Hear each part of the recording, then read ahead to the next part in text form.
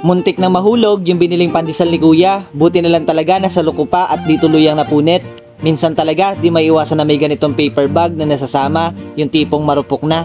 Hey guys, good morning. So, dito na tayo guys sa ating pwesto. And for today's video guys, meron naman tayo sponsor, The Vantes Rice Teaser. Thank you very much po. Ayan, yung mga bata na bibili ngayon guys sa ating pandesal is malilibre natin. And hindi lang yun. Hindi lang ngayon guys. The whole week. Yan. Basta may bata tayong customer, ililibre natin. Okay?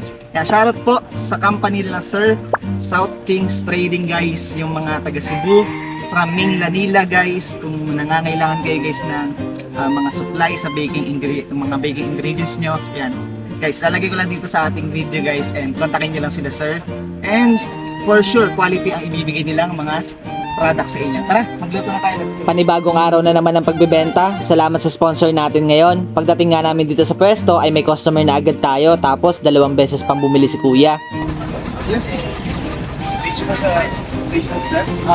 Effective yung ginawa kong signage ng Facebook page ko. Kahit di ko nasabihin sa kanila, ay automatic na nilang napapansin. Kahit papano, madadagdagan na tayo ng followers na customer natin.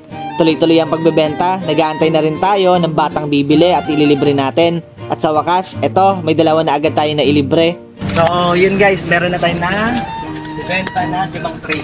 1, 2, 3, 4, and 5. Tapos meron na rin tayong 2 nabigyan guys ng libreng pandesal. So, magkantay pa tayo mga customer. And plus na may bata na bibili guys, lilibre natin. Okay, let's go. Ano ba yun? Ayun na, libre. Libre na.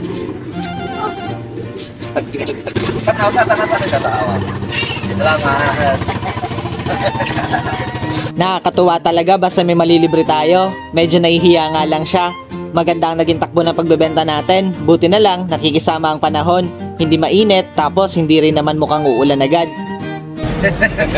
Mamaya makikita ko doon sa naga eh. Salamat. Yeah, salamat. Konti-konti nang nakikilala ang negosyo natin. Parami na ng parami ang mga customer. Hindi ko akalain na maging ganito kabilis yung progreso ng aking negosyo. Parang kailan lang, 3 kilos pa lang yung binibenta ko. Pero ngayon, 8 kilos na at bala ko ng dagdagan dahil nabibitin pa. Sipag at tiyaga lang talaga ang susi. Sabi nga nila, pag may tiyaga, may nilaga. May tigis yan. Cheese? Hindi na nalitalan. Ako mo. Salamat yan. Salamat yan. Thank you. Hey guys, welcome to my vlog.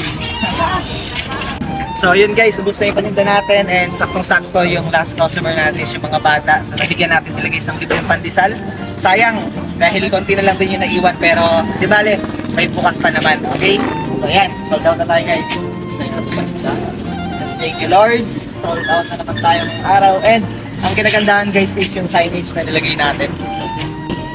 At least kahit pa paano alam na nila yung ating page. Pag nakikita nila, alam na nila, tinatanong nila kung page pa natin yan. Okay, so yun guys, uwi na. Let's go, mag-ipit na tayo. So hanggang dito na lang ako guys. Huwag nyo kakalimutan mag-like and share. Kita-kits sa ating next video. Salamat!